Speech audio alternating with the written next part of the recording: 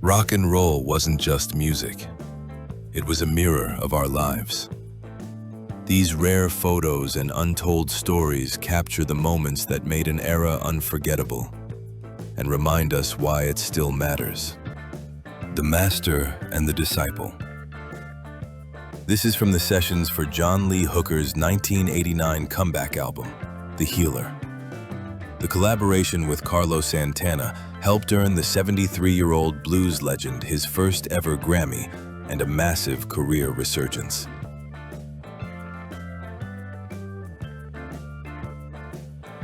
Nirvana, 1990.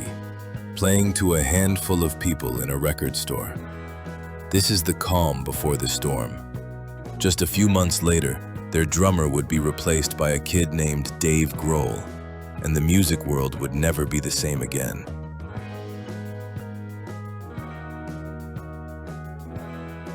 A summit of rock royalty. David Bowie, a hero to the punk movement, holds court with Joey and Dee Dee Ramone. It was a rare meeting of the glam rock past and the raw, stripped-down future of rock and roll.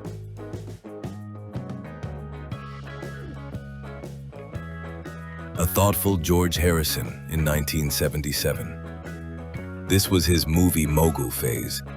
He mortgaged his own home to finance the Monty Python film Life of Brian, famously calling it the world's most expensive movie ticket because he simply wanted to see the film.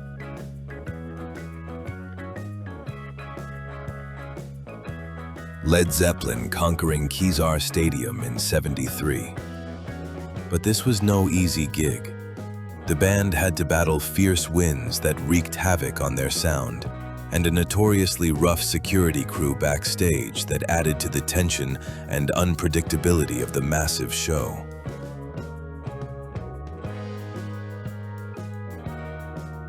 Traffic in 1968. The band that famously escaped to a country cottage to write. Their communal spirit was tested and then re-energized when Dave Mason quit, then unexpectedly rejoined the band mid-album, creating a new burst of genius.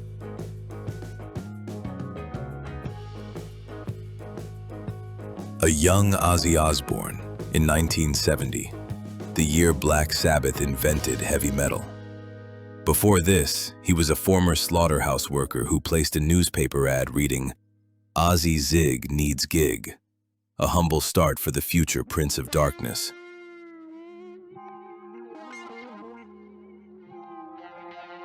The artist and his protege. Andy Warhol was the visionary behind the Velvet Underground, but his most famous decision was forcing the German singer Nico on the band. Lou Reed hated the idea, but the result was an art rock masterpiece.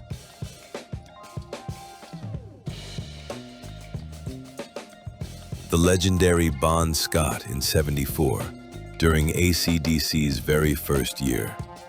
He had just joined the band after recovering from a serious motorcycle accident that nearly ended his career.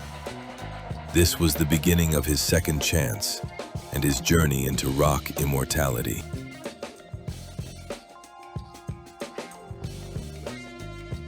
Rush in 1978, during the Hemispheres era. The making of that album was so creatively exhausting, the band swore off long concept pieces forever. That struggle led directly to the more streamlined, classic sound of Permanent Waves and Moving Pictures.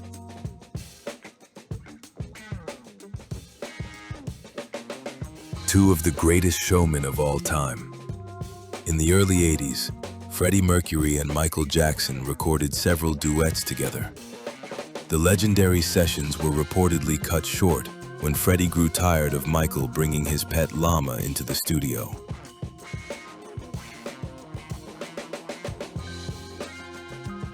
The original supergroup, Cream, in their final year. Their legendary extended jams weren't born from harmony, but from pure conflict. The three members were famously at war, competing and trying to outplay each other in epic, virtuosic duels every night.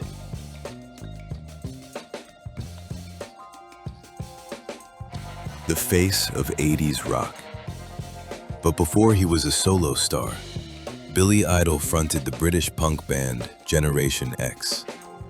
He was smart enough to re-record one of his own songs, Dancing with Myself, which launched his career on MTV in America.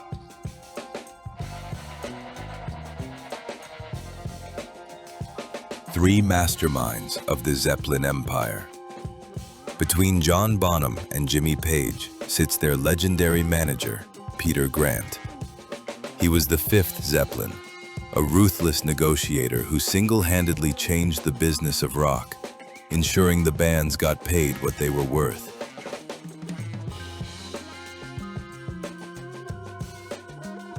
The killer at work. His wild stage act was born from pure spite.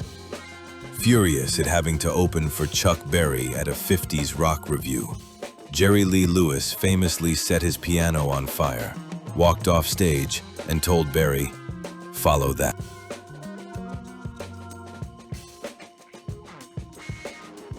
On the set of Viva Las Vegas, 1964.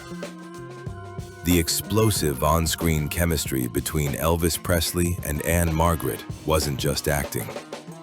The two became very close during filming, creating one of the most electric romantic pairings in movie musical history.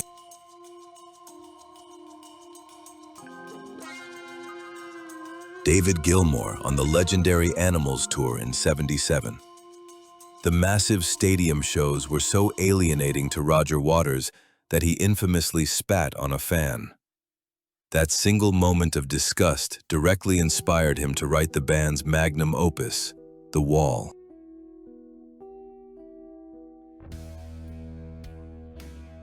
The Eagles in '73, in their Desperado phase. That outlaw-themed concept album was a commercial flop at the time. The failure directly pushed the band away from country and toward the harder, stadium-sized rock sound that would make them legends.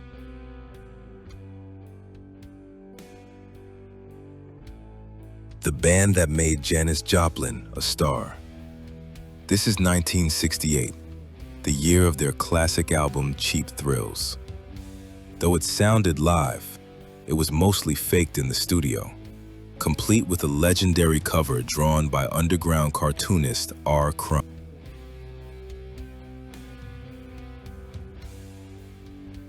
Cheap Trick in '77, a band struggling at home but massive in Japan. The next year, their legendary Live at Budokan album, intended only for Japan, became such a huge import hit that it forced an American release and made them superstars.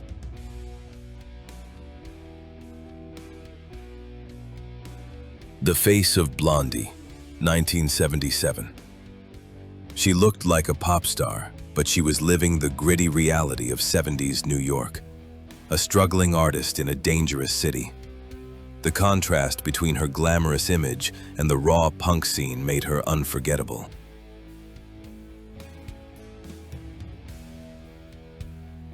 Ozzy in his classic Prince of Darkness mode, 1982. But beneath the wild behavior was deep pain. His brilliant guitarist Randy Rhoads had been lost just months earlier, taken way too young. It hit Ozzy hard, pushing him into a dark and difficult period.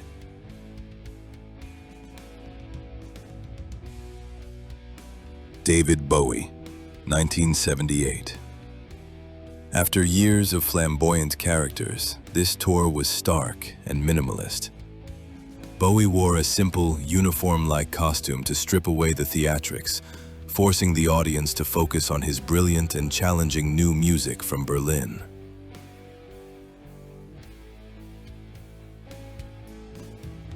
The Master and His Disciples.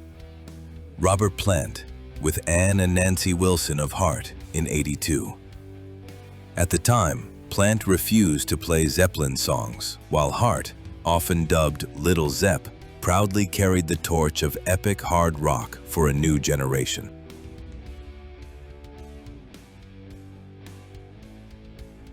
The Stones in '66, a band in transition. While Mick and Keith were taking over, The band's soul, Charlie Watts, sports a mustache modeled after Victorian-era cricketers, a touch of dapper, historical flair from the coolest man in rock.